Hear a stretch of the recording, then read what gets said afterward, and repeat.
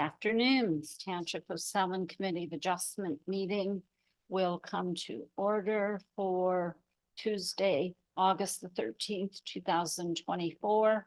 Members of the public, staff, presenters, and members of the committee, please be advised that meetings are broadcast and recorded and made available on the internet. Is there any disclosure of pecuniary interest or the general nature thereof? Seeing none, we will go to our planner to announce the purpose for the meeting. Per. Thank you. The Committee of Adjustment is holding a public hearing in accordance with Section 45 of the Planning Act in order to consider 3 applications for relief from bylaw 2009-021, being the comprehensive zoning bylaw for the Township of Selwyn. The prescribed notice of public hearing was provided via prepaid first-class mail to all residents within a 60-meter radius of the properties subject to the applications, as well as by a sign posted on the subject lands. The notices were also available on the township's website. The notice of circulation complies with the requirements of the Planning Act. If a person or public body would otherwise have the ability to appeal the decision of the Committee of Adjustment of the Township of Selwyn, but does not make oral submissions at a public hearing or make written submissions to the Committee of Adjustment before the committee gives or refuses to give approval to the application, the person or public body is not entitled to appeal the decision to the Ontario Land Tribunal.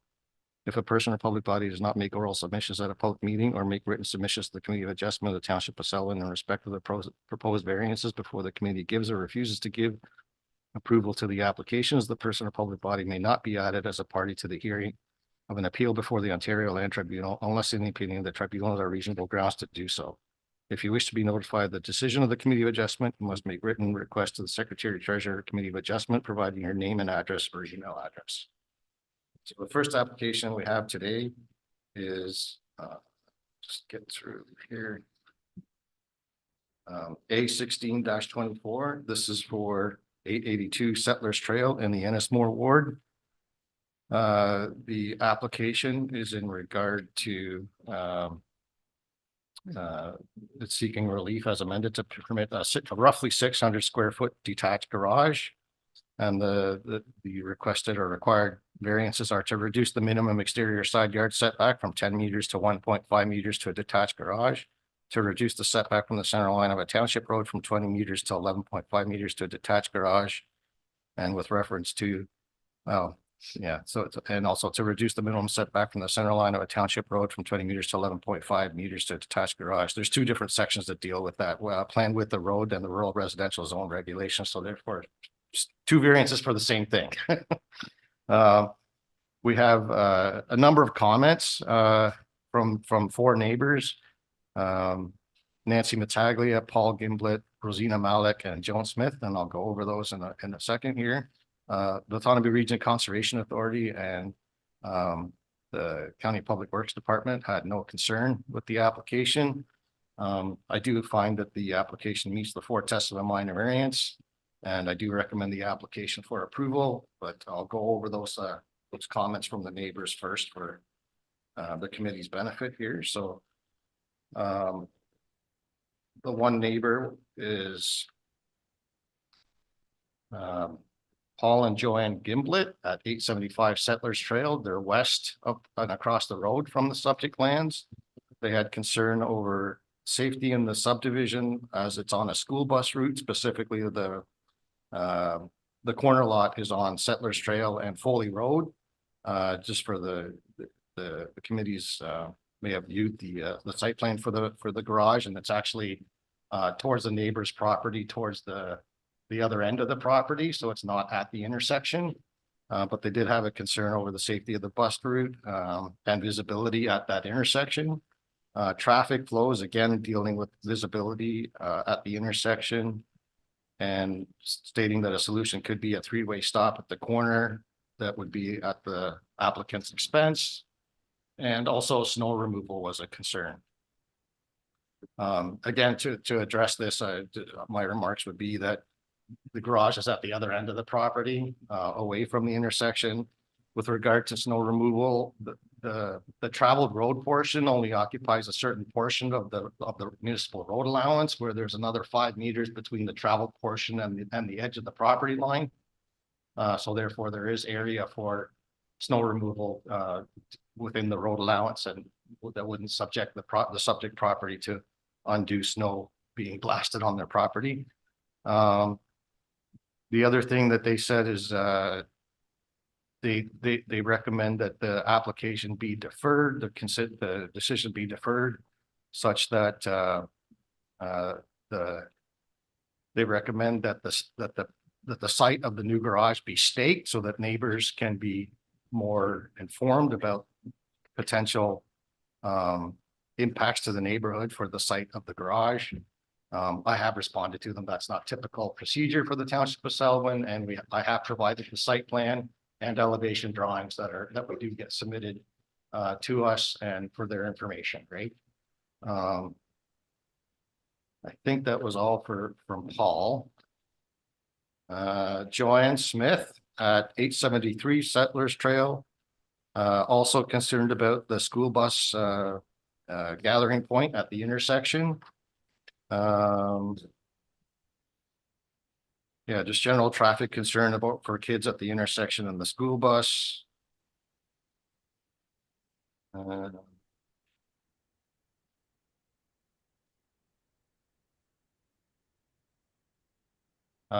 She had a concern.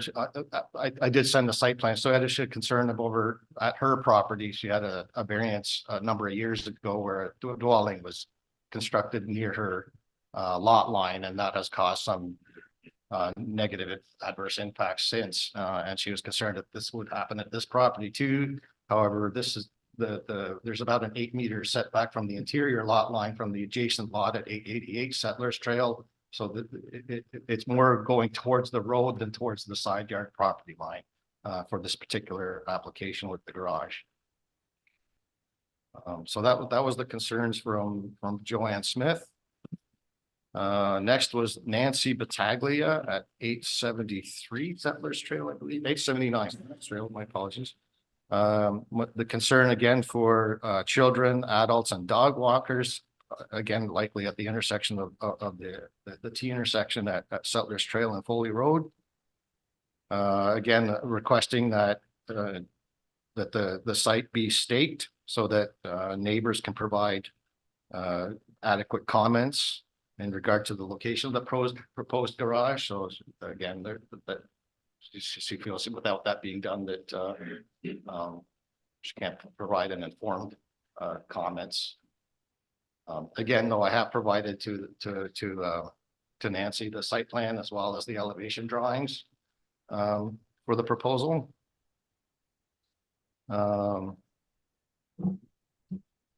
Again, just kind of after being provided the site plan, she said it's it's very difficult for lay people to understand the site plan drawings and require a level of technical expertise. So just commenting that it's difficult to provide an informed decision. And then finally, we had comments from Rosina Malik, who's the neighbor at 888 Settlers Trail. And again, she was concerned over sight lines for her 2 daughters that will be of driving age soon, and then just being concerned with entering and exiting her driveway. So I did provide some explanatory notes on that front, that her entrance is actually within the municipal road allowance. So there is like a 5-meter driveway portion before you get to the actual traveled road, and the garage will not obviously be located in the road allowance and obstruct the view down the ditch line in order to be enter the driveway portion or the traveled road portion of Settlers Trail. I'll also add that Settlers Trail is a dead-end street east of the subject property, and the intersection then traveling westbound is where the traffic would go, either out Foley or out Settlers Trail. So the traffic implications are likely negligible at this location, given that it is a dead end. Right? And those are my comments for that first application. Thank you very much, Per. I understand the agent is on the line. Nathan Baldwin, do you have anything you wish to add to these comments from the planner? Currently, no. I mean, if I know it's not typical and I've not had to do it before, I mean, if they would like to see it staked, I'm welcome to stake it on the property. I just don't know how that will help them visualize it. because it's not going to obstruct like their view if I just stake it, the garage. On top of that, I think it's far enough away from the corner personally that it shouldn't interrupt traffic coming in and around that corner personally. All right, is there anything else you wish to add? No, I don't believe so. All right, is there anyone else here that wishes to speak to this application? Seeing none, Deputy Clerk, was there anyone else that registered to speak for or against? We have no one else here virtually. All right, thank you very much. I will then bring it to committee. Are there any questions? Deputy Mayor, Committee Member Black. Thank you, through your chair. No, thanks for the explanation of how far the garage is actually from the travel surface, because that was my concern, obviously, with a meter from the edge of the road allowance. If the road, as we know, many of them are not in the center of the road allowance, the 66-foot road allowance. So there's a total of 6 meters between the building and the travel portion of the road. The map that I see, a little more than 6 meters, and that should be enough of a sight line down the road at the corner to see what's coming. If it was, the road allowance was much closer to it than that, I would say that's a serious safety hazard. So thanks for that explanation. That satisfies my biggest concern. Any other questions? And I just want to mention, if we start staking, we do it for one, we're going to be seeing them every single time. So I don't think that's a good idea. We'll move on to the next application, please. A 1724. Very good. Thank you, Madam Chair. Next application is Thank A you. 17-24. This is for 2166 Fire Route 20 in the Smith Ward. This is to permit a plus or minus 65 square front entry addition. The project is to add a second story to the existing dwelling, but the variance is only required for the expansion of the existing dwelling to create this new front entry, which will be 2 stories tall. So other than that, the expansion is only within the footprint of the existing dwelling, and therefore the rest of the project, it doesn't require the variance, right? So again, because the project is within the 30-meter setback, we're reducing that 30-meter setback to 10.7 meters to an existing dwelling in order to allow this expansion of the dwelling within that 30-meter setback. I do find that the application meets the 4 tests of a minor variance. I do recommend the application for approval. We are not requesting a archaeological assessment in this case, just due to the limited, very small area that of the expansion in close proximity to where the existing foundation would have been excavated. We have comments of no concern from the Autonomy Region Conservation Authority, as well as the County Public Works Department. Thank you. I understand that the agent, Holly Richards Conley, is on the line. Holly, is there anything you wish to add to these comments from our planner? Through you, Madam Chair, not this time. I'm just here to answer any questions that the committee may have. Okay, thank you. Is there anyone else here to speak to this application? Seeing none, Deputy Clerk, is there anyone else that registered for or against? We have no one else here virtually. Thank you very much. I'll bring it to committee. Any questions? Seeing none, we'll move on to the last application for today, 1824. Thank you, Madam Chair. So again, as you stated, this is for A 18-24 being 37 Concession Street in Lakefield. This is in order to allow the placement of its 3 shipping containers being roughly 30 square meters in area. The variances requested are to reduce the minimum lot area for shipping containers from 0.4 hectares to 0.25 hectares, to increase the number of shipping containers on a lot per 1 per 0.4 hectares to 3 per 0.25 hectares, to reduce the exterior side yard setback from 6 meters to 0.6 meters to an accessory structure, to reduce the front yard setback from 6 meters to 3.4 meters to an accessory structure, to reduce the rear interior side yard setbacks as applicable from 3 meters to 0.6 meters to an accessory structure, and also to reduce the minimum setback from the center line of a public road being Stanley Street from 13 meters to plus or minus 5.6 meters to an accessory structure. We do have comments of no concern from the County Public Works Department and the Autonomy Region Conservation Authority. I do find the application meets the four tests of a minor variance, and I do recommend the application for approval. Thank you very much. And we have Donna and Andrew Rourke here. Is there anything you wish to add to what our planner has said? Basically, the reason. Maybe you can take the microphone up there.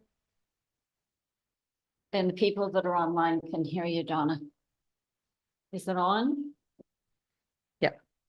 So the reason for the containers is we're very seasonal. As you know, Cottage Toys is, we make most of our money in 6 weeks of the whole year. And that requires bringing in large amounts of stuff for a very short period of time. And that's why we are needing secure, dry, safe storage and accessible to our business. Okay, thank you. Is there anyone else who wishes to speak to this application?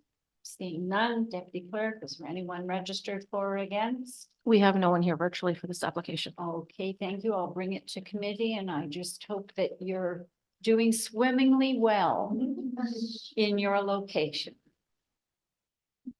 No comments, no questions. So, I do need. There are no deferred matters. I need someone to move all of the applications that are before us. Member Henry, seconded by Member Boyko, all in favor. That's carried. Thank you very much. We have no correspondence. The minutes of our last meeting, July the 16th, if someone can move them, please.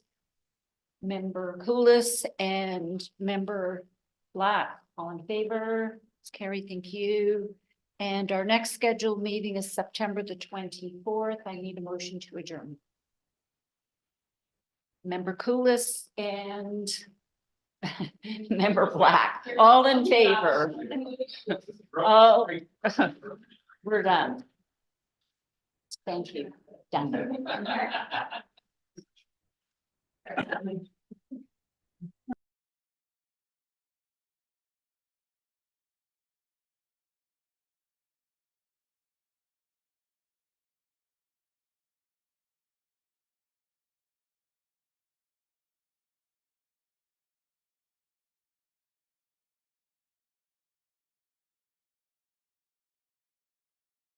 Of Selwyn regular council meeting of Tuesday, August 13th, 2024 will come to order. We respectfully acknowledge that we are on the treaty and traditional territory of the Mississauga and Anishinaabe. We offer our gratitude to the First Peoples for their care for and teachings about our earth and our relations. May we honor those teachings. Please observe a moment of silence so that council, staff, and members of the public can quietly reflect on our duty to the community that we are trying to serve.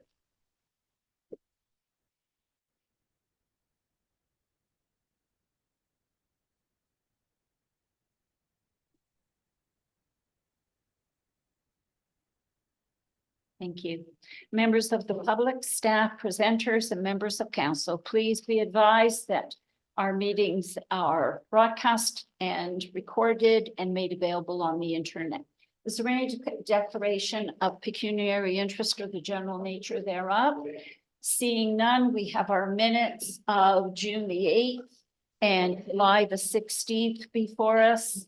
Are there any errors or omissions? Can I have someone move them, please? Councillor Henry.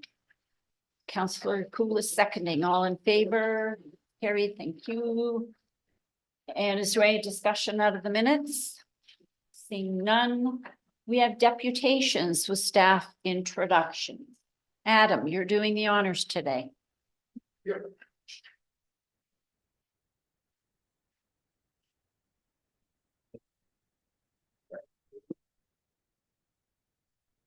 Thank you, Madam Mayor. Just like to introduce two of our operations staff we've hired recently.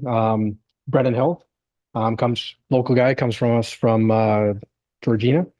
About 20 plus years experience in water sewer. Previously working for Georgina, Halifax Water, Voltaire. Brendan started with us back in May, so he was able to do a bit of overlap with Peterborough Utilities while they're still looking after things. Blair Scott started recently, a good hire for us, another local candidate. Comes from us from Toronto Water. He's got over 20 years experience in volunteer firefighting, 15 plus, I think, with Selwyn Township. 16, there we go. Lots of distribution collection experience. So we've got lots of knowledge that have been added to our staff. So really happy that they're on board. I look forward to working with them. Excellent. Welcome. All right, we now have Lori Ritchie, from the County of Peterborough Healthcare Advancement Coordinator, who's going to speak to us at the microphone. Good afternoon, Lori. Good afternoon. Thank you. Is my presentation gonna go up? Yes, okay. Yes, great. Sure.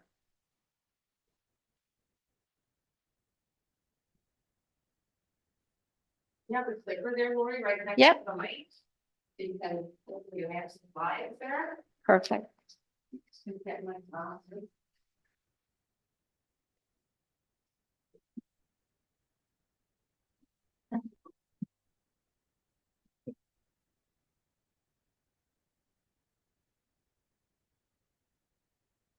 Thank you so much for having me here today. I appreciate the opportunity to speak to council to talk a little bit about the new role that's been created within Peterborough County. So Peterborough County recognized the need for a dedicated resource for physician recruitment and started the hiring process in 2023. I commenced the role in October of 2023, and I do report to Sheridan Graham, the county CAO. However, I do work very closely with the 8 lower tier CAOs, and collectively we created my work plan for 2024. And from that, I report to them quarterly, ideally, on kind of what has been happening. And I would love the opportunity to speak annually to council to give an update on what is happening with this regard. I do bring 28 years of healthcare experience to the role. 14 of those was in long-term care and 14 in primary care. And the 14 in primary care was with the Peterborough Family Health Team. And I worked with all of the physicians, both within the city and the county of Peterborough. And for 5 of those years, I did physician recruitment for the city and county of Peterborough. I also have a background in human resources, which is why I really have an interest in recruitment. It aligns well with that. We all know that the current state is very poor with respect to primary care. There's some numbers up there. Right now, they're saying 32,000 people within the city and county don't have access to primary care, and it's expected to double. So it's not going to get any better. There are a number of reasons for this. A lot of people are choosing not to go into family medicine anymore, and that's due to an increased administrative burden. The compensation not keeping pace with inflation. In fact, one of the physicians recently told me that he has had a 40% decrease in the past 10 years of his income. Lack of team supports is a concern for many communities, but Peterborough County is blessed in that all of our physicians are part of a family health team, which gives them access to family team support. So that's a plus for us. And we also have a large number that are at the baby boomer age, much like our population. So is our physician group. And unfortunately, COVID forced a number of them out before they had actually anticipated on retiring. And just in general, people are not choosing to go into family medicine because it's just not lucrative. So these constraints, coupled with the projection growth that are happening within the county, make it more and more important that there is a dedicated resource focusing on physician recruitment and healthcare advancement within the 8 lower tier townships.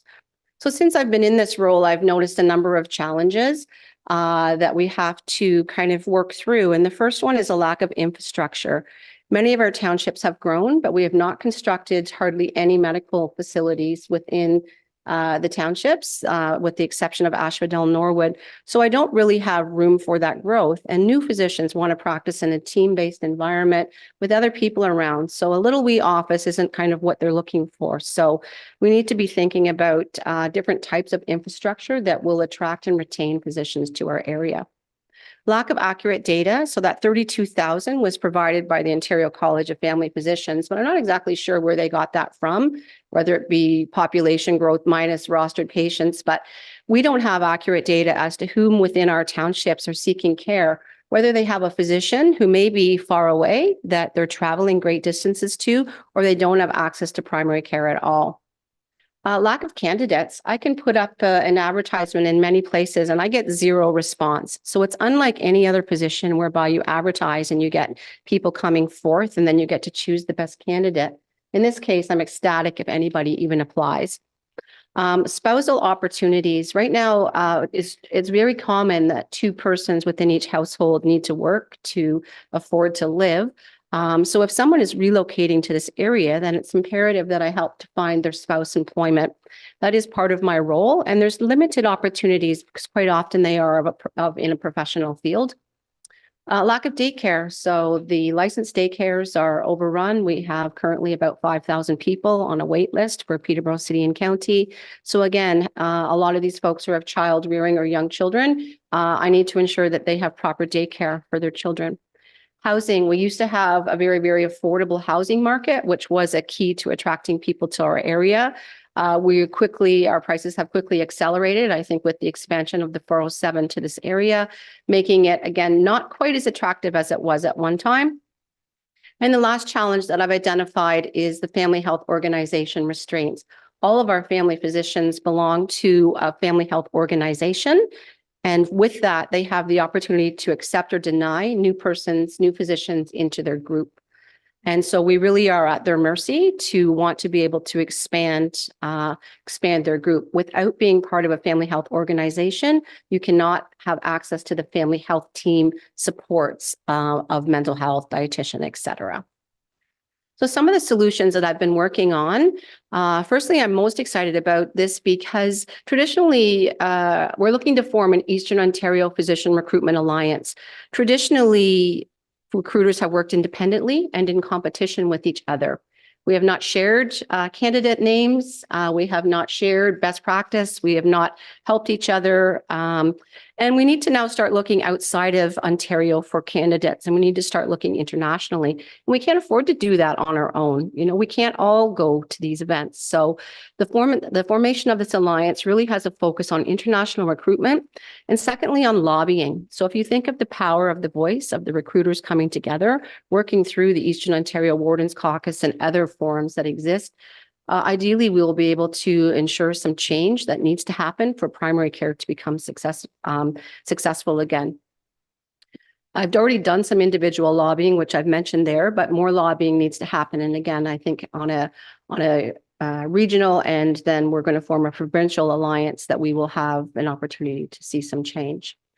I am looking to create an ambassador program because once we get people here, we need them to stay here. We need them to feel welcome within the community. And we have a lot of key people who I can reach out to, and they can link up with those new families, make sure that their children are integrated into the activities that they like, that they have friends, that they're invited to community events, that they're made to feel an important part of the community, because we want them to come and stay and not just come for a short time.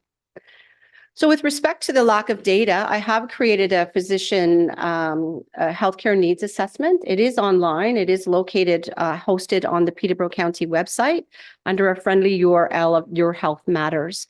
I do encourage everyone to share that information with people, to have people register on that list. This is the data that's needed to know what type of infrastructure we need, where we need our infrastructure, and what other services people are looking for closer to home. And so the Your Health Matters campaign, that is, we now have social media presence. So we're starting to build a social media presence, sharing other posts, helping people to understand what are their options for healthcare in the absence of a primary care provider. And then I'm going to be looking to do some town halls, potentially virtually, to engage the citizens of the townships. I also needed to know where our existing physicians are at. So I did conduct a survey. I'm grateful that I had 100% completion of our 18 primary care providers. And they gave me information on when they're planning on retiring, You can see the numbers there. So there will be 7 coming up within 2 to 5 years. That's almost 50% of our existing physician population. And it is important to note that it generally takes more than one physician to replace a retiring physician because the size of their panel or roster that's grown significantly over the years. So currently there are 4 vacancies. There are 4 positions that I'm recruiting for: Lakefield 1, Asphodel Norwood 1, and 2 for Kinmount. And there's also a recent NP vacancy in Keene.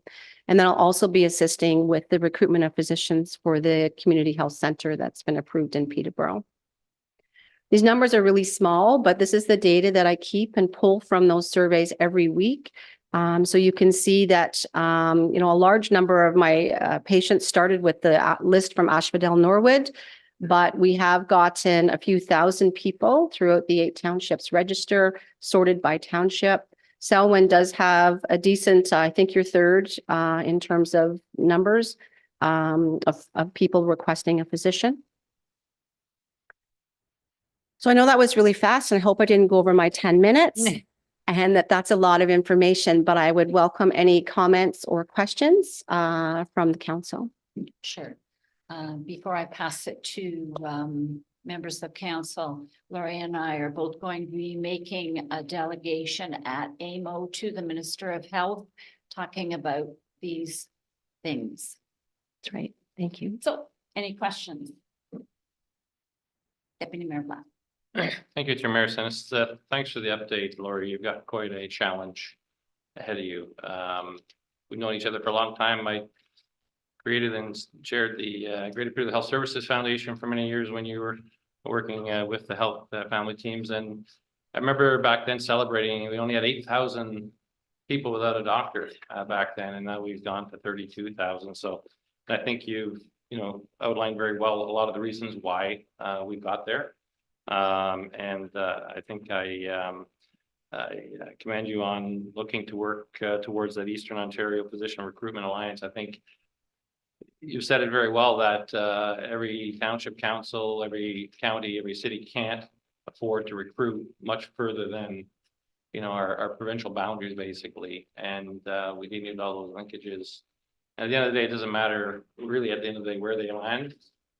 They don't only take patients from the area they land in. As we know, they take patients from a lot of different places. So commend you on the work so far. Thank you. Thank you. Through Madam Chair, if I may just mention, because people may not be aware, we do have a very large number of Ontarians that actually have to leave the province for medical education. And we will be focusing on finding those, and they could be in Ireland, Great Britain, Caribbean, and repatriating them back, because there is no pathway for them to come back home to practice. As we saw with Dr. Hyde, who is currently practicing in Selwyn. It was a very onerous, painful experience for him. So I'll be looking to lessen that, but also those that are not Canadian citizens and reside in Australia, Great Britain, Ireland, and United States. Their medical education is considered the same as here, and all they have to do is write the exam. So it's a very easy transition, and there are a large number from Great Britain and Ireland that are looking to move to Canada. Thank you. Councillor Boyd. Thank you. Through you, Mayor Sandus. Thank you, Laurie. Full disclosure, I'm a past board chair of the Morton Medical Center and still on the board. So just to be transparent, you mentioned the problem of infrastructure, and one of the things that the Morton Center did a number of years ago was undertook a capital campaign in which we did an expansion and renovation to create an empty office to attract another doctor. It's now been 4 years and we've been unable to do that. The infrastructure is there and we still can't attract a doctor. And the other thing is that another of our doctors that was working part-time, as you well know, has left. Mm-hmm. So therefore we've got a doctor and a half. Now we've got a nurse practitioner that is there and doing terrific work. Mm-hmm. But a nurse practitioner is not a doctor. The question, two questions I have really. One, the 32,000, and I saw the chart at the end with the tiny numbers. The 32,000 in the area, how many of those are in the county as opposed to the city of Peterborough?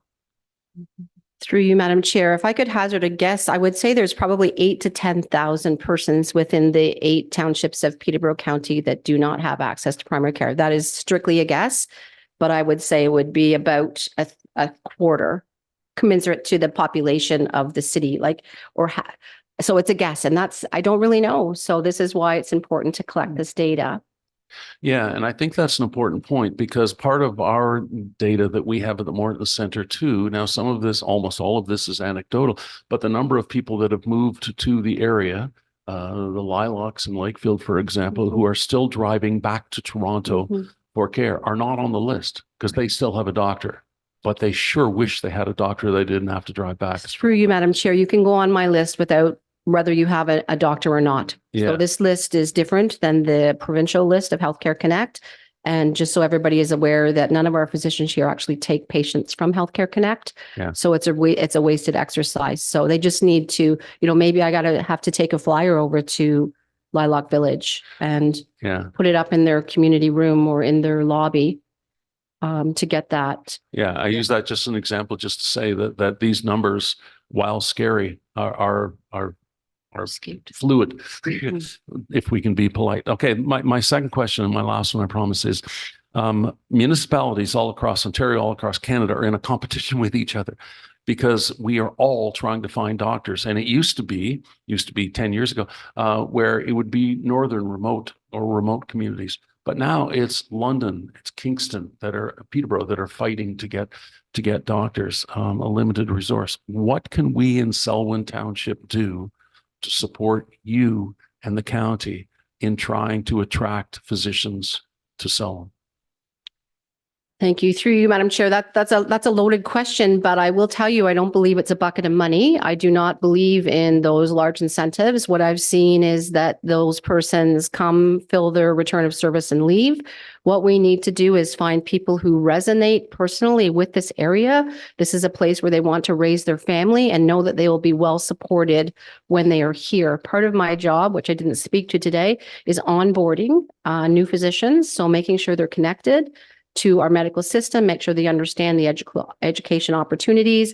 The County of Peterborough has gratefully offered incentives such as a 1-year subscription to doctor care, which in turn can create an increase of revenue of 25 to 30,000 by billing properly. I've created a physician mentorship program whereby physicians are paid to give support and advice.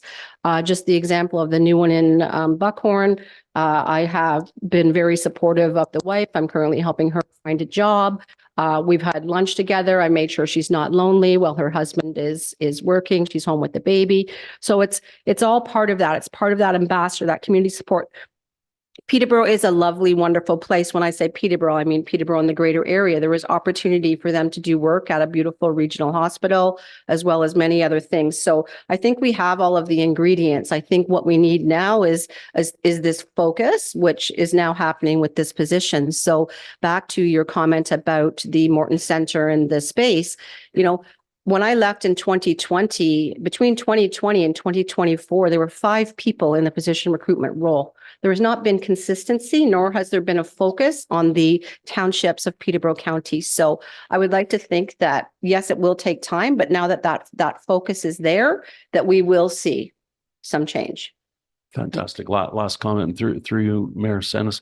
Yeah, thank you for that. And we have been suffering at the Morton Center through a number of people in your position. We're in and out, some in a matter of months. And that consistency is absolutely essential. We at the Morton Center are offering 6 months free rent and a host of other incentives. So I welcome you to this role and wish you great luck. Thank you. Thank you. Thank you. And I do have a question where we can help. I would ask our building and planning, do we have zoning, or is there going to be zoning in place in Lakefield South where I understand there's going to be properties that have the lower floors commercial? Will there be zoning to allow for a medical office to be in there without them having to go through a rezoning application? Yeah, so thanks for the question, Your Worship. As part of the development approvals, the zoning amendment obviously is in the works as well. So there is site-specific zoning going in for Lakefield South. With regard to the multi-unit buildings, as you said, that the bottom floor or ground floor will be commercial units. There will be 4,000 square meters proposed at this point in the total development site for Lakefield South and all the apartment buildings that are a part of that, to have commercial space of 4,000 square meters. As part of the permitted uses of neighborhood commercial type uses, one of them is business, professional, and administrative offices, which includes consultation and treatment type uses or offices, right? So that would include chiropractic, dental, small scale medical, those types of uses. So that is built into what is proposed for the amendment currently. Okay, I appreciate that. And so that means if a doctor did want to hang up a shingle in there, they could do that without having to go through rezoning, correct? Yeah, so to answer your question, Your Worship, yeah, that's correct. Once this zoning amendment is passed, that'll be Which an has as to of come right to us. use. Yeah. Yeah. We'll obviously be looking at all the development approvals through site plan and subdivision approvals to go along with those zoning permissions as we move through the approval process. Okay, appreciate that. Yes, Laurie. It's through you, Chair. Would it be, how would I know who the developer is and how would I have an opportunity when that's possible to just have a chat? Because a doctor isn't going to come looking for that. I could promote that and, and use that as a recruitment tool. So just asking to somehow please be linked in at such time that that's appropriate, that Yeah. I am involved in a conversation so that I see the space, I know what it could potentially be, and would it make sense for medical and use that as a recruitment tool? It's a little bit down the road, but yeah, we can put you in touch. Thank you. All right. I'm looking for someone to move the presentation from Lori. Councillor Boyko, Councillor Henry, all in favor? That is carried. Thank you very much, Lori. Thank you all for your time. See you on the weekend. Yeah. All right, it's a question period. Are there any questions? Has there any been brought into us? Madam Clerk, No questions were emailed to us. thank you. No question. Okay. We're going to move on to our next report, which is Mike Richardson on the Lakefield Campground Infrastructure Tender Results. Mike. Through you, Madam Mayor. As you're all aware, back in when we were doing capital budget this year, there was approval for engineering and design with the campground, and then ultimately tendering out the work, which was issued in May of this year. We received 5 compliant bids, or 5 bids. One which was disqualified due to not bidding based on the addendum 3, which they had acknowledged having, and not meeting the schedule. We had a recommendation from our consultant of DM Wills to accept the Accurax bid, who we have worked with, as council will be aware, doing Water Street and doing Strickland. Have a great working relationship, and they've been very good at being on time and in budget and having a great relationship with the community. We're now at the point where we would like to look at awarding that and get permission from council to do so. Lane's going to speak more to the financing and the project breakdown. Thanks, Mike. Through you, Madam Mayor. So as Mike's outlined, the project's going to renew campground infrastructure and then also properly connect into the water and sewer system that the township has. As outlined in the report, there are several components of the project that are actually outside of the campground proper. And so part of any of the work that we would typically do is we would clean that up. So there's some legacy underground piping by the Marshland Center. We'd relocate an underground water meter from a chamber up into a more accessible spot. And then there's also some realignment with respect to the day camp that's run near the beach. So those components we've went through a calculation, and that's about 9% of the overall project. So they'd be funded accordingly. That leaves about 91% of the overall project for campground infrastructure. We've proposed that this would be offset by revenues from the campground operation. So just to be clear, that this would not be subsidized by taxation, but funded through campground operations over the next number of years. So based on the project costs and taking a look at not only the Accurex contract, but the contract administration related to that, it's approximately $850,000 that would need to be financed. And it's proposed that this would be financed internally using township funds. In this manner, the interest would flow back to the township operating budget as interest revenue. And we've laid it out based on a comparable long-term rate. So just to be clear, we're proposing we pay ourselves instead of an outside financial agency. We heard some concerns from council, and so we put together a 10-year projection to demonstrate the debt repayment is sustainable. As part of this repayment projection, we also ensured that the increased tax offset from the campground is maintained moving forward. So that's a little over $81,000. And this is an increase of about 36.5 over the traditional offset that would have been provided under the previous contractor. So this is since the new agreements commenced in 2023. I would draw council's attention to the attachment where we went over the projection, just to ensure that the notes section is referred to. There's definitely some different assumptions, but for the most part, there's a lot of these numbers are actually tied into the existing agreement that we have in terms of base compensation increases, CPI increases, things like that. They're actually baked right into the agreement.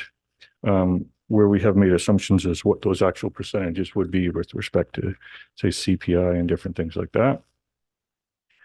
We also recognize that there is a move to remove some of the seasonal campsites in part 3 of the campground and more transient. So we did take into account that on an average, 2 of those would be removed on an annual basis over the first 10-year projection.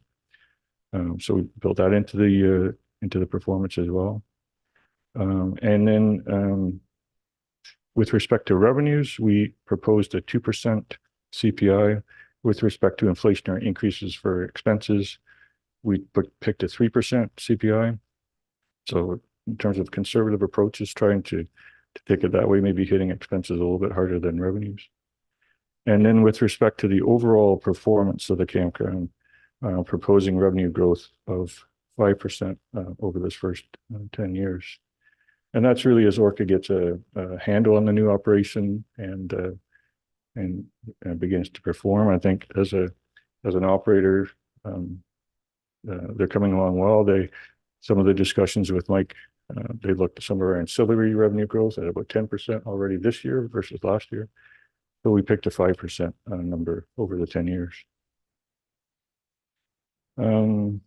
Some more information there with respect to debt servicing and some of the interest rates that we included there. And I just did want to comment that 5%, well, we've outlined that over the 10 years, and that's probably expected as an owner.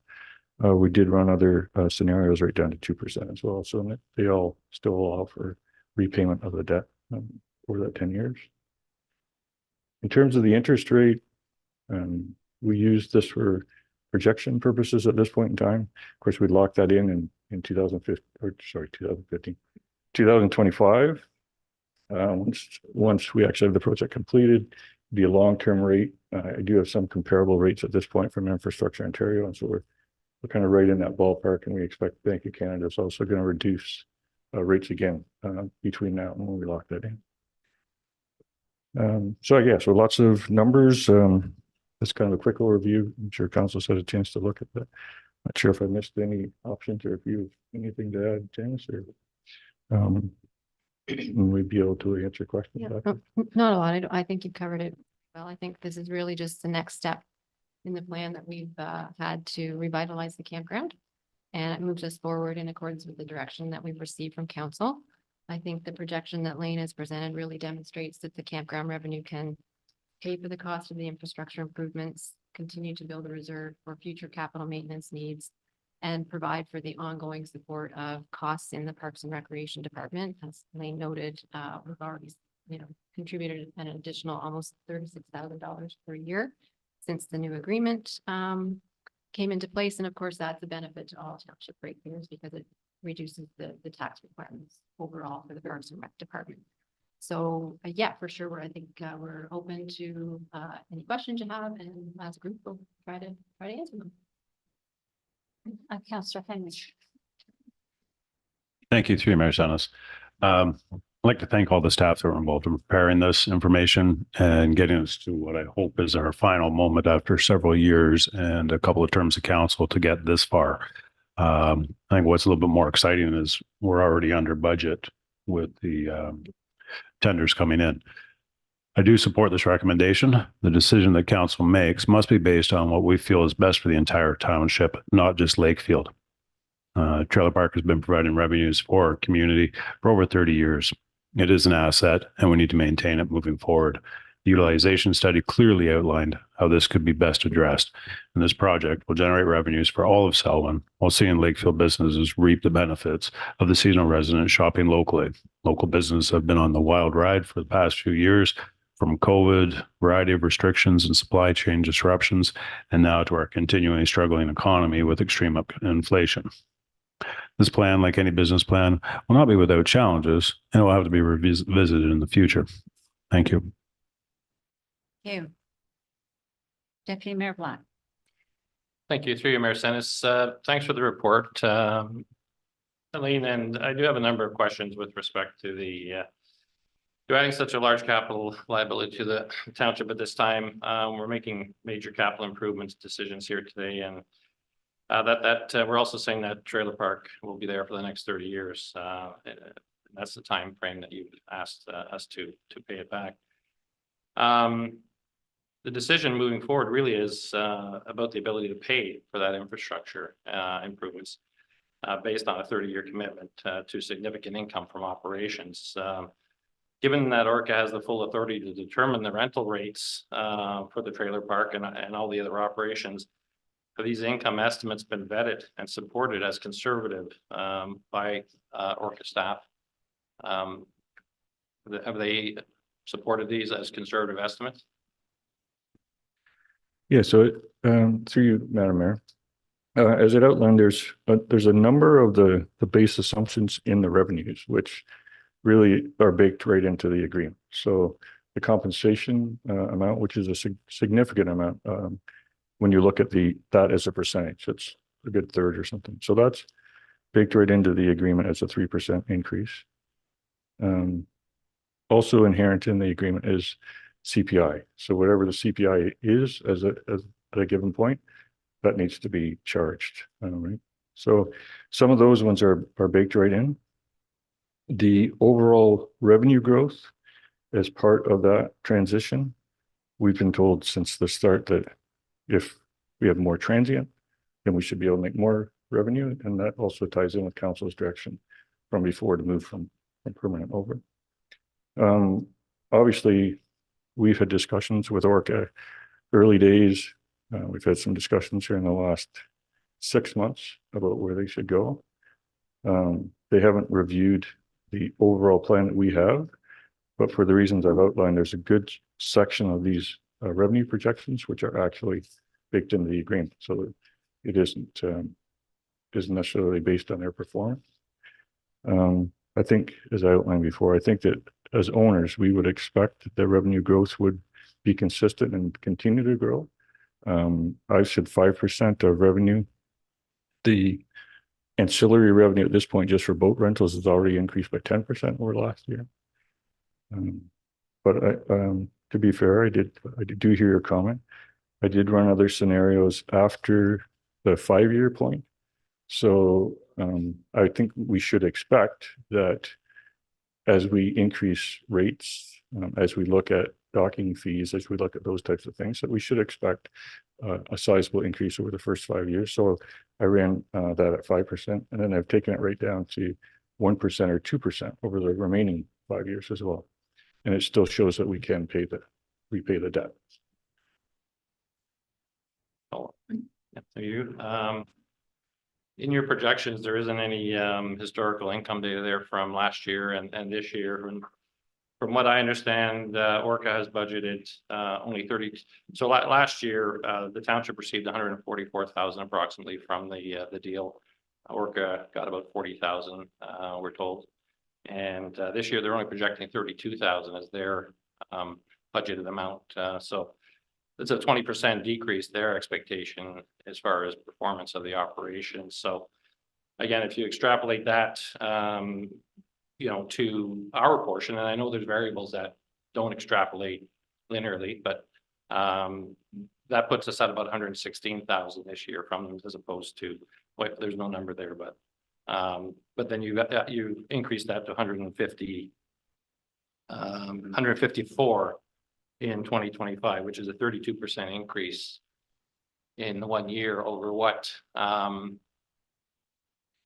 Orca is expecting, again, not to make as much from this agreement this year in their budget. So I guess that's a big variable for me when I look at, and I probably look at 50 of these things every year through Community Futures.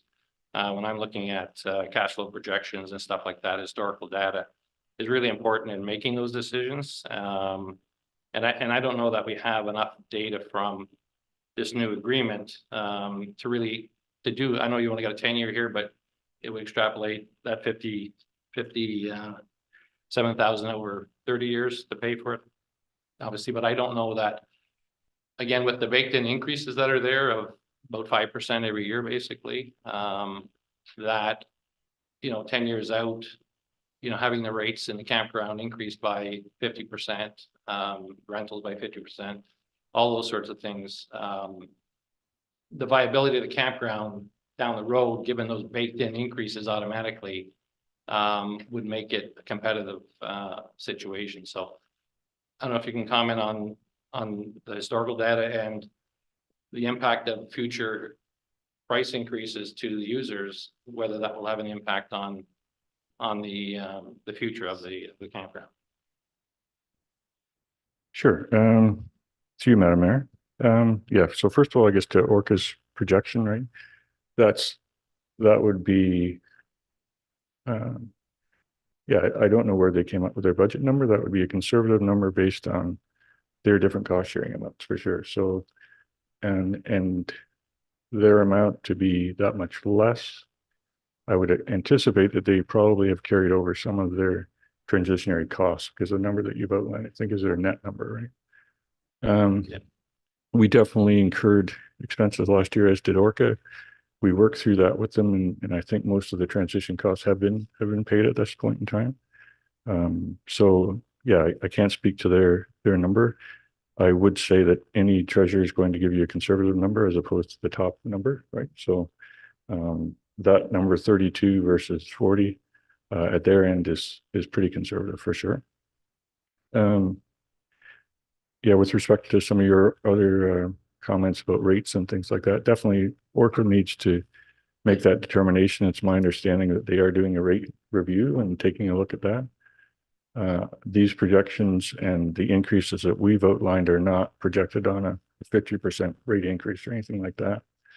They're based on initial numbers that we had last year, our budget number that council's approved for this year, and then a 6-month review of Orca's numbers at a very high level, which didn't include all of the winter storage fees or ancillary revenues as well.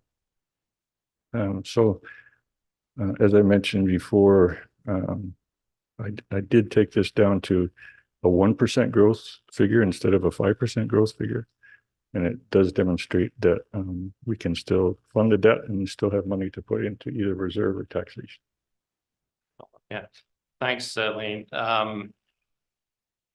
the campground is the campground. There's no room for expansion. And in fact, there's fewer annual users, which is the guaranteed income each year. There's more of the sites in the blue loop are going to move to day camping. And from what I understand, this year, the numbers are down. Occupancy numbers are actually down this year over last year, is what I'm being told. So, that variable in your income is going to actually increase. That threat to your income is going to increase over the years. So that certainly has to be considered moving forward. And the other variable I really see in the camping business is it's changing, as we've seen. A lot of the applications coming before council are for these park model fancy type things. And as our costs are going up, I worry about the competitiveness of the campground down the road. That's just me. That's my view of the way it's going. I won't be supporting the resolution today to award the contract at this time because I don't believe that there's sufficient historical income data to do a 30-year income projection on it. The income projection has to be the foundation for our decision today to move forward. And with an almost $1 million capital improvements, I need more assurances that the taxpayer will not be on the hook for these costs if those projections don't come to fruition. There's no need to rush this impactful decision today. I'm told that the trailer park infrastructure has many years of useful life yet with minor surgery. So we don't have to make that decision today without a lot of historical data on the new contract and whether the viability of that contract for the service provider will be there in the next few years. As their piece goes down, our piece goes up. At some point, it's not viable for any service provider to provide. In not supporting that, I would support a deferral of a decision to next year once we have a second year of historical income from it. At that point, we'll also have our asset management liability shown to council, which is going to be huge. So again, to take $900,000 of our reserve for this at this point, when that reserve may be needed for more important infrastructure down the road, I think we can wait. I don't want to rush into such a large financial decision without having our service provider Orca involved in making sure that they understand the projections and what the expectation is from them as far as growth and your assumptions, that they support all of your assumptions. I think you've done a good job on the cash flow forecast. I see a lot of them. It's good. I just don't know that we have enough historical data to support the growth numbers that you've got there today. So I would prefer deferring it to next year when we have more information on asset management, overall costs, as well as a little more historical data and support from the service provider that these numbers are in fact achievable. I would ask Mike to comment on the comment you made that the numbers are down for renting in the campground to verify, is that true? Absolutely not what I've heard from, the numbers are going to change because we've been asked to change the type of trailers that we're asked to turn them to transient, which is up to council to change that if they don't think it's the best way to run the business model. But no, absolutely have not heard that at all. The numbers who left are actually quite small. They thought there'd be a bit more of a transition, and our rentals, especially on the tent side, because it doesn't matter where the transients come from. There's a transient number that is being projected is right where it's supposed to be. As far as I'm understanding, if that's true, they would have told me, and they certainly have not told me that. Okay. Is it okay if I make a couple other small points? Absolutely. I would struggle with saying we don't have a lot of historical. The trailer park's been there for 30 years. We know it's very popular. We know it's been full. We know it's got good support and it's an incredible asset that people really do enjoy for that. We run the contract. So if it doesn't work out with this contractor, then there are options, and they were outlined in the study, and there are options. So I'm not sure where that info came from. I certainly don't mind following up and assuring council that there isn't a doomsday rental scenario. Okay, the comment that we should put this off for a year, there doesn't seem to be any reason why we have to rush with this. Who would like to comment on that? Adam, do you have any? I'm not sure if it'd be Adam or Janice? Yes, I'm not sure in terms of what level of minor repairs would need to be done. Certainly, I think as part of our utilization study, we did recognize, we looked at the system and that renewal of the infrastructure was really recommended to be the best course of action to really put it in good stead for the future years of operation. Just in support of Mike's comment, we did have a meeting with Orca a few months ago, and certainly the indication at that time was that the trend for transient bookings was up, not down.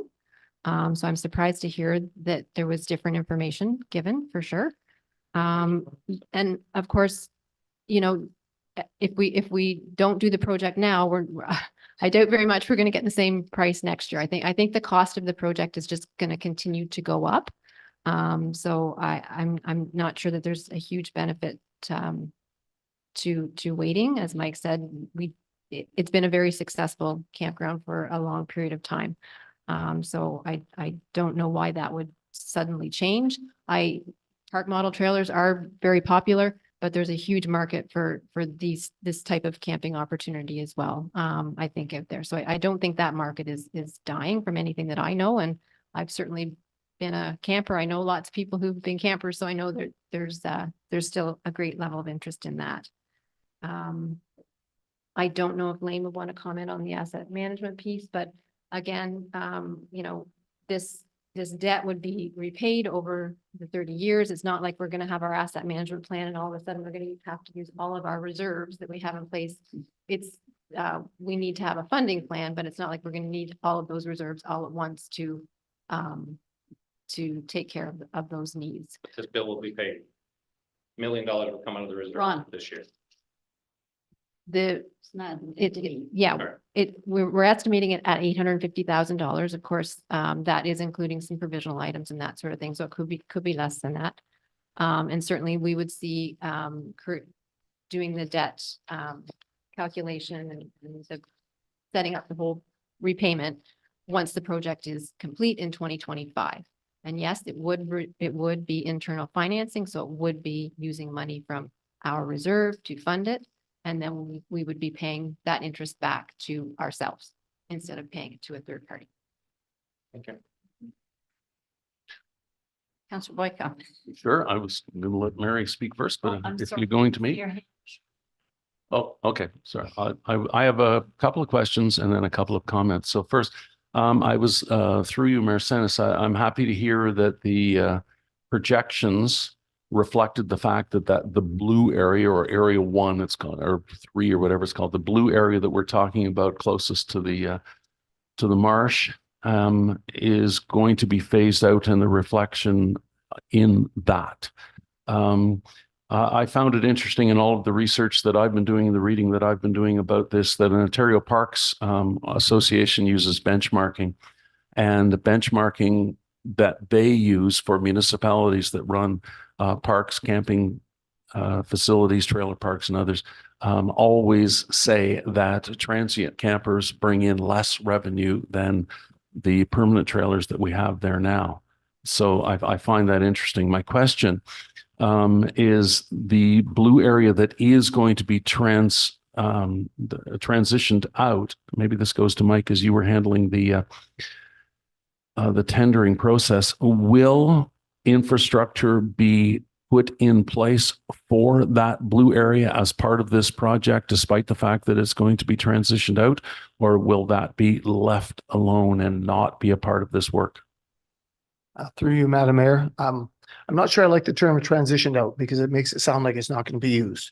Oh, it'll It's be gonna used, but transitioned out from to- trailers. Yeah. Yeah. Transition to transient. Yes. There is infrastructure there. There's water and there's electrical, and Yeah. it's in great shape, and there's nothing that we need to do.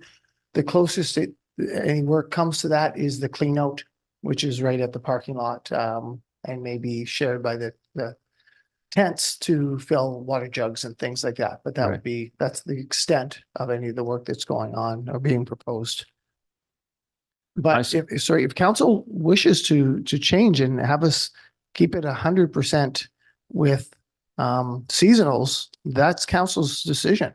If what we're hearing, the study didn't show exactly what you were saying, but it is council's decision.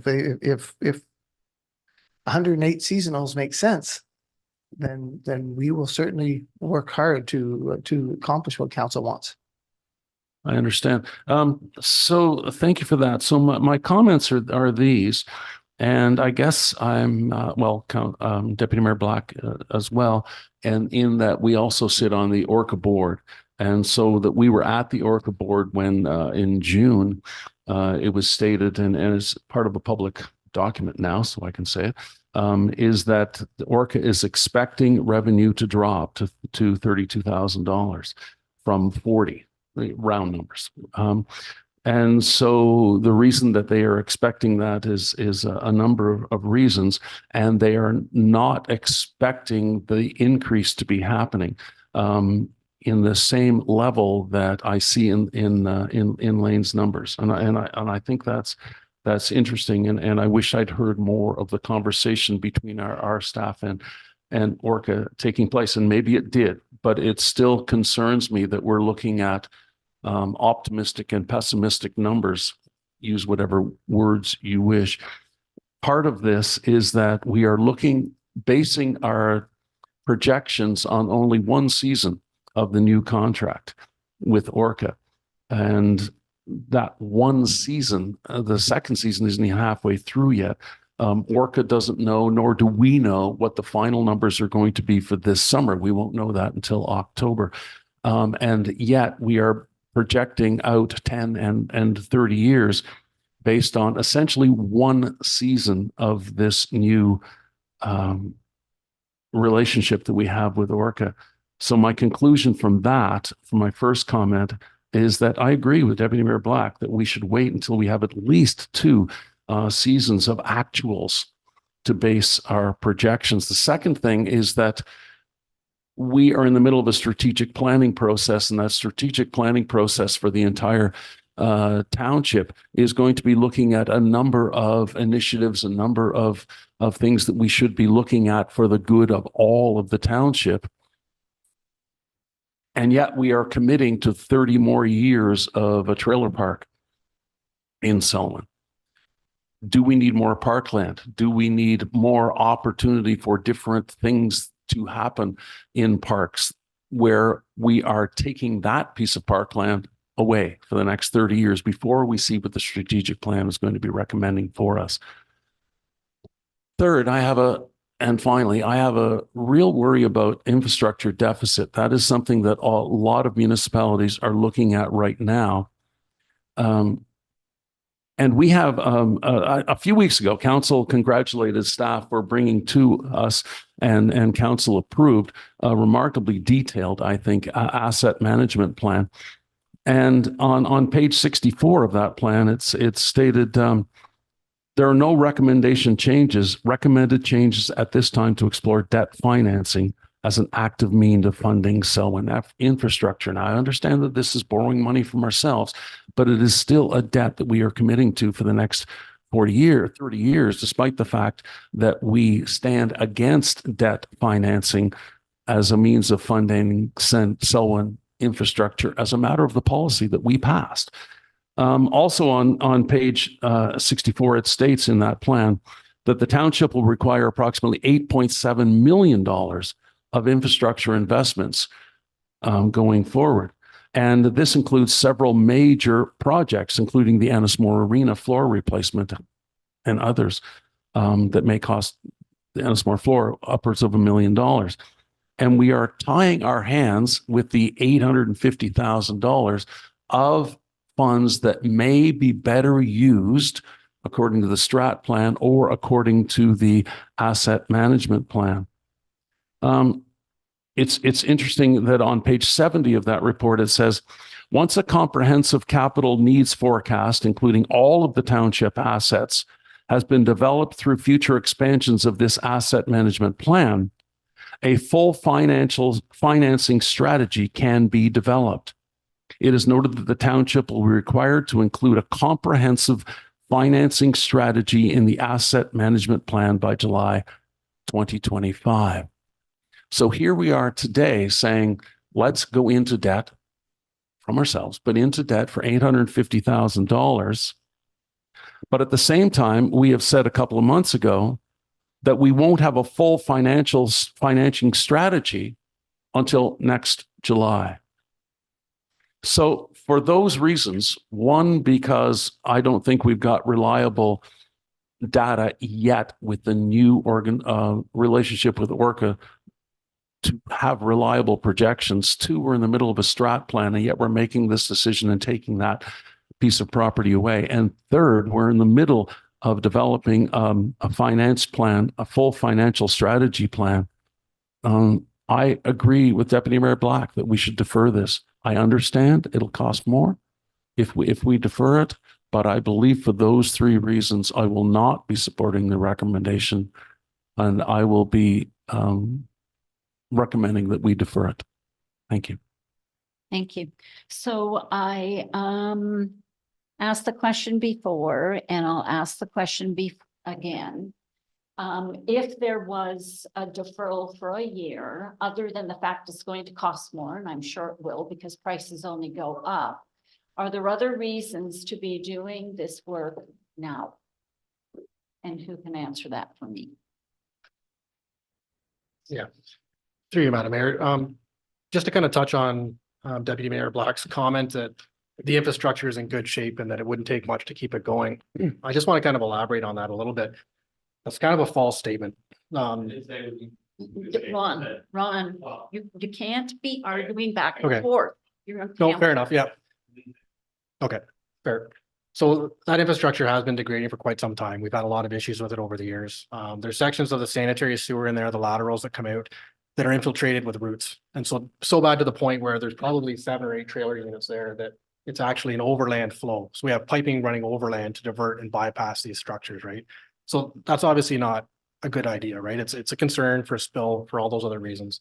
The water main system in there in general, we commission that every year because it's seasonal. We shut it down every winter, we blow it out, we flush it, we chlorinate it, we recommission it every season. There isn't a lot known on that infrastructure. It's old PVC water main. There's no isolation valves throughout the entire park. So if there's a leak on any service in that park, we shut the valve off at the gatehouse and we shut all the water off for the entire park. So when you start looking at water main disinfection procedures and recommissioning water mains after you fix a break, you need to keep that under pressure. You need to flush it and test it for drinking water quality standards. We struggle in there because there is no way to control that water. There's no way to isolate sections of that water. We drain the whole system, fix the repair, turn it back on, flush it, take some residuals. Part of this project is replacing existing water main that's there, installing isolation valves throughout the park so that we can control leaks, installing flushing stations so that we can flush the water main properly during the seasonal changes and for monitoring purposes, which we do weekly, and installing a proper water meter with a backflow preventer in it as well.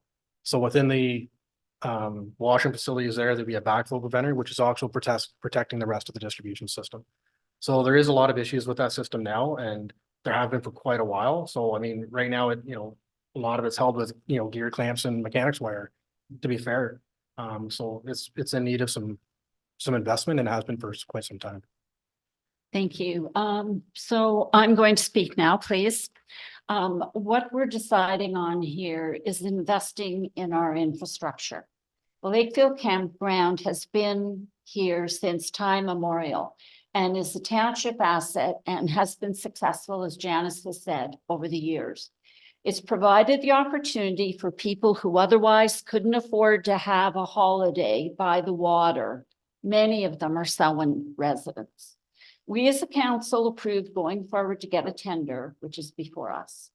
Past council received various reports on the property from campground utilization study with extensive community involvement and determined that it should be kept as it is. You all received those reports when you were first elected to bring you up to speed. The campground is a source of revenue for the township to the tune of 1%.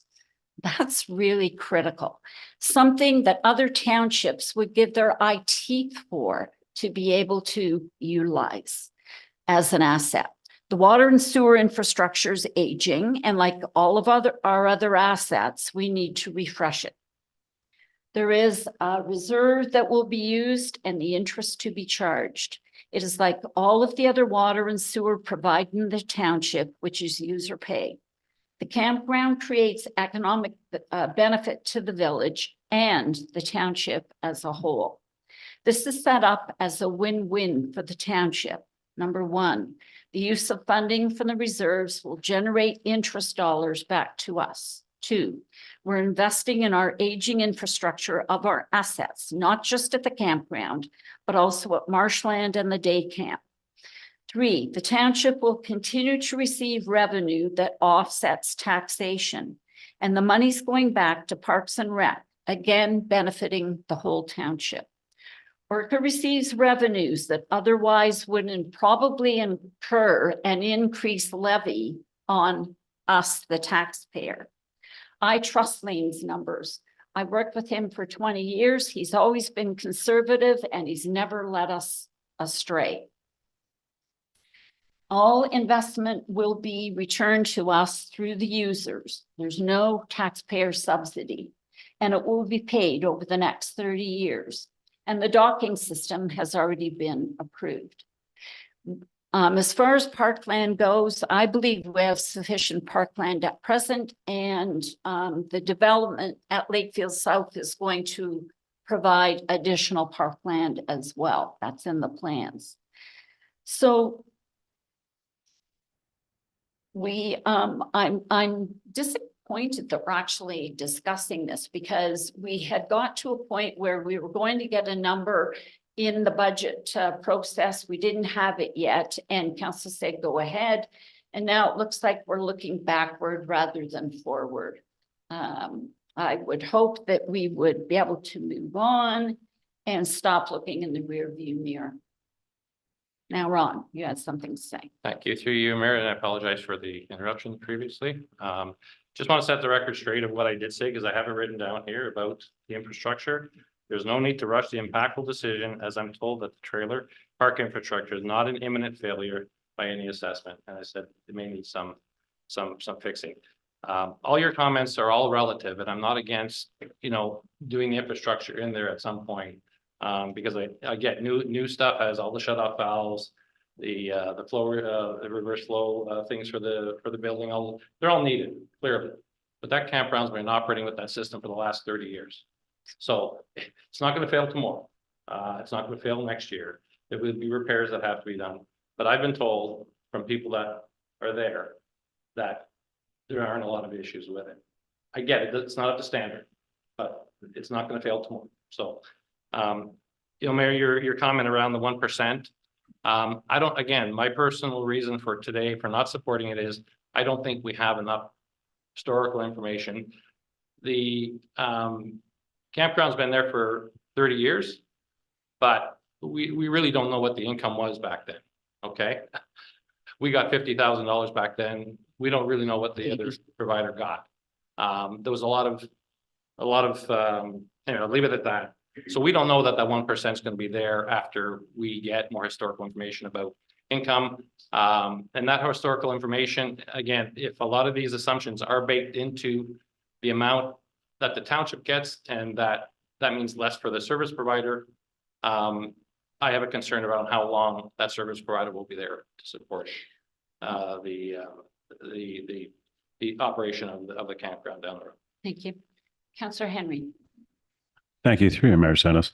I wish we all got our information from the same location. Hearing general consensus of what numbers are and having one or two people that are revealing information that from their sources, is a little confusing, if not downright concerning. But not as concerning as the fact is Adam mentioning that the way the system is operating within the trailer park.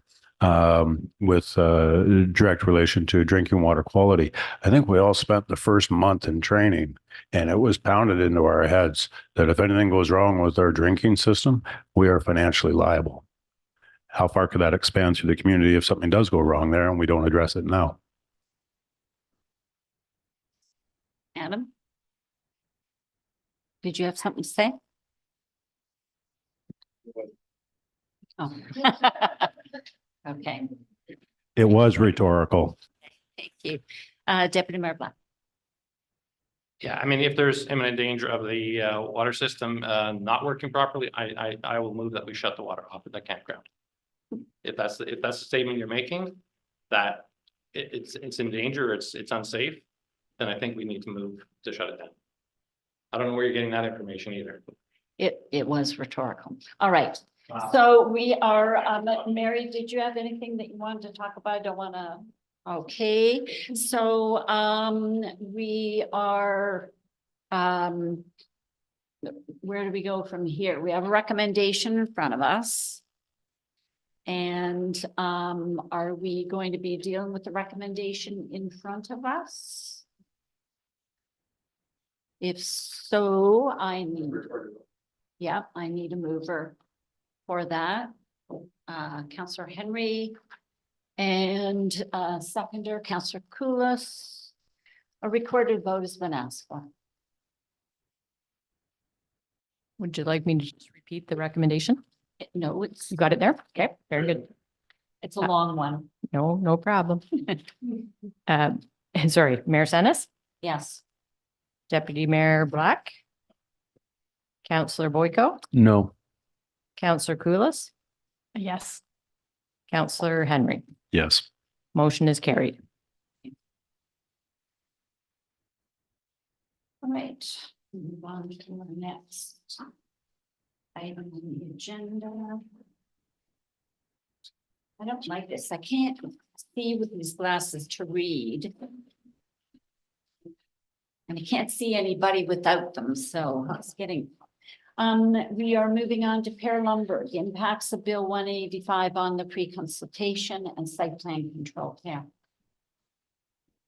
Thank you, Your Worship. This should be more straightforward than the last item. We're dealing with consequential amendments as a result of passing of Bill 185, which council may remember was brought forward a report on Bill 185 in April. That bill has now been passed. Obviously, it passed the legislature on July 6th. So now we're amending, we're recommending repeal and replacement of our site plan control bylaw and our pre-consultation bylaw to deal with some consequential changes, as well as some housekeeping amendments to our community consultation policy. Specifically, the key removals from and mandatory changes to our pre-con and site plan are deal with the requirement for mandatory pre-consultation. The legislative authority for that has been removed for townships and municipalities in the Planning Act, and also the fee refund requirements under the Planning Act have also been removed as a result of Bill 185. So we're removing those two items as reflected in our pre-con and site plan control bylaws. Specifically under our site plan bylaw, again, the refund provisions are being removed. And as you may remember, under the Bill 109 changes, which implemented the fee refunds, we implemented a change to our process here whereby peer review clearance is required as part of complete application requirements. We're proposing that remain in place as is. We do still retain the ability to determine complete application requirements, regardless of the fact that mandatory pre-consultation is not a thing anymore. This is consistent with the counties and townships approach through many, many years now, where even when we did peer review as part of the application, we didn't bring forward the application for public consultation and public meeting until that peer review process is complete. So it aligns with our historical process regardless. And it also helps to ensure that we meet the legislated timeframes for decision on site plan and zoning applications. In addition to that, for our site plan control bylaw, we're recommending a couple of housekeeping amendments. One of them is an inclusion of exception for County of Peterborough projects. The township currently has an exception that any township projects are not subject to site plan control. We're just recommending to extend that to county projects as well for any future projects within that the county has within the township of Selwyn. And the second housekeeping amendment that we're recommending is it was noted by a member of the public recently that they saw that there was a reference to an Appendix C for examples regarding dark sky compliant lighting. We don't have an Appendix C to our guidelines or to our as part of our site plan control bylaw. So we're just doing a little bit of rephrasing on that with the reference then to the website for Dark Sky International, which does have examples of dark sky compliant lighting. And also thirdly, with regard to within the guidelines for site plan control following, it's a Schedule C, not Appendix C. There's some references in there for the AODA requirements. So we're just making some housekeeping amendments to our guidelines for site plan control, reflecting the latest sort of requirements and details regarding accessibility for Ontarians. Moving on to the pre-consultation bylaw. Again, we're removing or outlining that pre-consultation is optional rather than mandatory, but continuing the process whereby we'll continue to hold pre-consultation meetings in the absence of the applicant where they choose not to participate in that. And the reason for that is we need to have a way to determine complete application requirements in consultation with our external and internal departments and external agencies.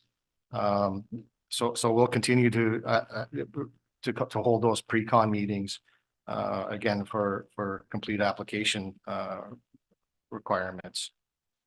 With regard to our the community consultation policy, strictly housekeeping amendments here.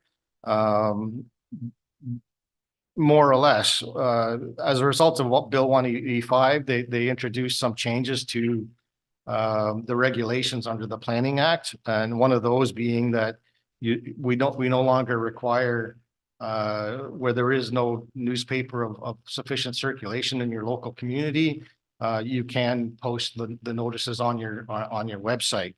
So in anticipation that we may someday get into that kind of a circumstance, there's a reference in our community consultation policy stating the county will post notices for official plans of subdivision applications, etc., for which they're responsible in the Peterborough Examiner. If we ever do end up in a situation where the Peterborough Examiner is no longer with us, we're changing that phrasing to instead say that the county will comply with the requirements of the Planning Act. That doesn't mean that like in the interim that while the Peterborough Examiner is still here, the county will continue to use it as per their own policy, right? We're also making some other minor changes to the community consultation policy just for ease of interpretation. One of those being there's some phrasing in there that in several places that note that staff will provide notice to anyone who expressed an interest in the project, regardless of whether they asked for the notice or not. I know that the intent of that is the public meeting notice, because it's a public consultation notice. We want to make sure the public meeting notice goes out. I'm just replacing that with public meeting notice rather than just notice, right? So that's one of the sort of minor editorial changes I'm making throughout the public consultation policy. In your package that you received today, all the wording changes were highlighted. So for your review, so any additional ones that I made are obviously highlighted. So those are sort of the extent of the changes that we're doing. They're overall relatively minor, not resulting in any significant changes to our Planning Act processes here. Okay, are there any questions? Councillor Boyka. Thank you very much. And thank you for highlighting those names. We didn't have to read. That was very, very helpful. Dark Sky International, I thought sounds like a bad punk band, but anyway. And I just want to note too, that we've still got the Lakefield Herald. So there's that communication as well. My question through you, Mayor Senes, is I noted with interest, you said the county is not subject to township site plan control. So if the county decided that it wanted to build a building somewhere in Selwyn, am I right that the county new building would not be subject to township site plan control? If that's true, why would that be to Selwyn's advantage? Again, it's in support of just red tape reduction, administrative burden, in being good municipal partners with the county. It also alleviates the concern where political rubbing the wrong way if our building and engineering department require things that the county may disagree with or not be totally aligned with.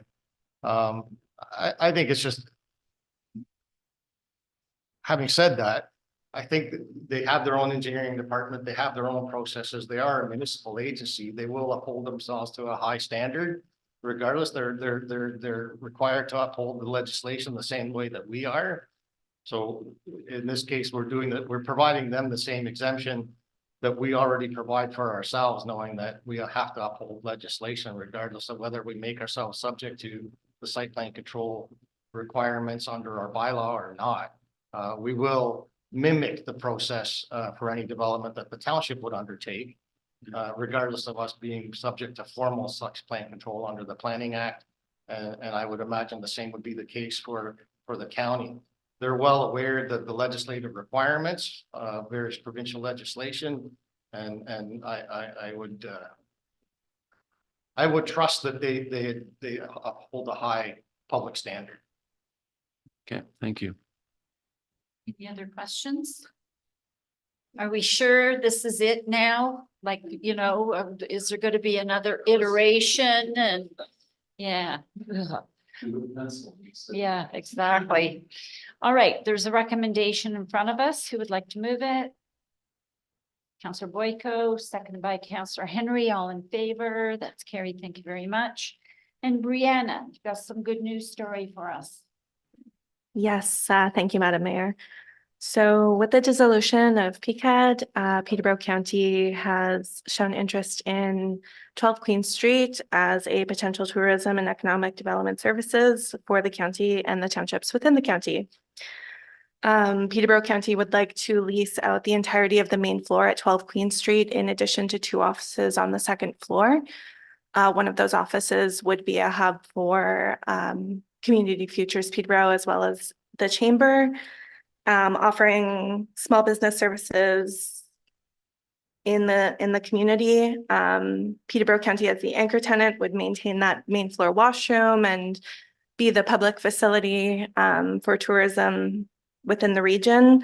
It would be the main hub, and Peterborough County has also had the approval. And then this would become a 12-month pilot term where the township would be able to establish baseline expenses, as the building hasn't been operating under the new renovations. We don't really have a fulsome view of what those expenses would be.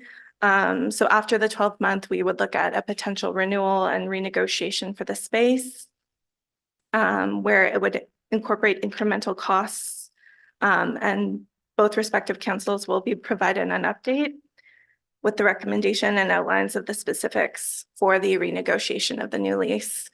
In addition, the township will make use of 2 offices on the second floor for our own staff. This would be the Waste and Wastewater Supervisor, Alex Ernst, Facilities Maintenance Coordinator, Jerry Jopling, and the Economic Development Coordinator that will be relocated to this building. It is estimated that $20,000 would be required to furnish the workspaces for these 3 staff members. This would include desks, partitions, and installations, as well as IT requirements, so things like the firewall and network switch. And it is recommended that the 2024 budget be amended to include these additional expenses. Based on current expenses at other facilities within the township. We estimate that the expenses would be somewhere between 15,000 and 25,000 annually. The pilot lease has accounted for these estimated costs, and as a result, the rental rate of $2,400 plus HST has been agreed to between the township and the county. The revenue generated over the 12 months would be $28,800 plus HST. After the 12-month pilot, our baseline expenses will be revisited and the financial forecast and lease rates will be accommodated at this time. At this time, the report will be provided with respective councils with a recommendation for updated renewal terms and lease rate moving forward. Yes, so in addition, the expenses for office furnishings and IT needs for the township staff are estimated to be $20,000. And some of these expenses would be funded via contributions from the water and wastewater reserve and general government reserve. And it is recommended that these expenses be approved and included in the future budget amendment. Very much. Any questions or comments? Deputy Mayor Black. Thank you, through Mayor Sennis. Thanks for the report. I think that's great news. As I said at County Council, congratulations to staff for negotiating a solution to the use of the building. And I think the biggest part is negotiating the chamber having a presence back in the municipality, not the presence obviously they had, but to have a presence, as well as Community Futures being the new starter business organization, again, moving county services to the county, closer to the residents, I think is a great step forward. And again, I congratulate staff on pulling this all together, and I think it'll be a great opportunity moving forward for county residents. Councilor Boyko. I just want to echo those remarks through you, Mayor Sennis, and that is that a song that people hear me singing when they ask me in public, how do you like being a counselor, as I praise the professionalism of our staff. And I think this project is a reflection of that, going way back to when the decision was made to renovate that building. And so I just want to commend staff again and thank everyone who was involved in the way back to the renovations. And then that turned into a bit of a bad news story, but it's a bad news story that's now turned into a good news story again with a happy ending. So congratulations to staff who worked so exceptionally hard to make this happen. Thank you. Things always work out for the best. Councillor Henry. Thank you, through you, Mayor Sennis. Yes, kudos on getting to where we are with this. I think that having tourism and business resource available in the community will strengthen our local economy while allowing the opportunity for some relationships to rebuild trust within it. I do have a question, and that would be, will visitors to our community be able to access tourism resources during peak times, including seasonal weekend and holiday Mondays? And if not, how will these resources be made available? As well, will the public accessible washrooms be subject to closure on weekends and holiday Mondays? Yes, through you, Madam Mayor. So the county hasn't yet determined what those service hours will be, but they are hoping to make it a tourism destination where people can access resources, including the washroom. So once that schedule has been established, we'll certainly bring that back to council and let you know. Excellent. And one follow-up, will the clock be reset more efficiently with Jerry in the house?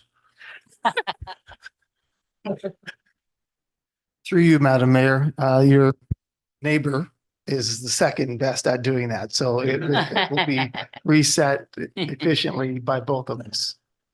Excellent. All right, so I need someone to move the recommendation that's in front of us. We've got Deputy Mayor Black and Councillor Boyko all in favor. That's carried. Thank you very much. Consent items. Does anyone have anything they want pulled? Number 2. Yeah, I was certainly correspondence. 7 in correspondence. Okay. Anybody else? All right, let's deal with all the other consent items. If I can have someone move them. Councillor Henry and Councillor Koulis, all in favor. That's carried. Thank you. Number 7 in correspondence. Ron. Oh, thank you, through you, Mayor. the county had, I think everybody understands that the Blue Box program has changed to the user responsibility. But the regulation that was put forward provincially only covered residential. It didn't cover businesses or not-for-profit public type places. So as a result, over the last year, the county of Peterborough has continued to pay to have those recycling resources picked up. And so hence, part of the recycling program is still on the tax levy for the county, which again, we all pay, of course. I did offer at the county to have a delegation at AMO with the minister. It was scheduled and then canceled last week. So there is no delegation going to AMO, unfortunately. So I do believe that we need to support the recommendation from Cochrane because we're not going to get a chance to get our 2 cents in with the minister on this. Because there's really, our municipality with the county is fortunate that we are continuing to pick up the recyclables, but there are municipalities that aren't going to be doing that, which means there'll be more recyclables going into landfill in mixed loads. We still allow for mixed loads here, and I'm not sure about our site, but I know Bensford still allows for mixed loads. They charge extra to the user. I'm not sure I agree with that either, but I just think in general, when the province has told us we even have to get organics out of the waste stream by 2010. It hasn't been put in legislation yet, but that's what's been floated. So, you know, here we're creating a situation where we're encouraging mixed loads going into landfill, and there's not a landfill in the province that has more than 10 years life expectancy left on it. So we need to support any, I think, motion to make sure that fewer mixed garbage is going into landfill. So I'd like to move that we support the town of Cochrane. Town of Cochrane's motion in that matter. All right, and can I have a seconder on that? Councillor Boyko, all in favor? That's carried. Thank you very much. And we have, is there any other new or unfinished business? No, the bylaws, Madam Clerk. Thank you. So we have bylaw 43 to assume lands into the township road system, small portion of Bishop Street. 44, the pre-consultation bylaw. 45, the site plan control bylaw. 46, to amend the refreshment vehicle bylaw. 47, to appoint building officials, all listed there, and to remove one. 48, to authorize Accurex the contract for the Lakefield campground infrastructure. Right, so if someone move those bylaws, Councillor Koulis, Councillor Henry seconding, all in favor. That's clearing the confirming bylaw. Deputy Mayor Black, Councillor Koulis, all in favor, that's carried, and adjourning, Councillor Henry. And seconded by Deputy Mayor Black, all in favor, it's carried, thank you.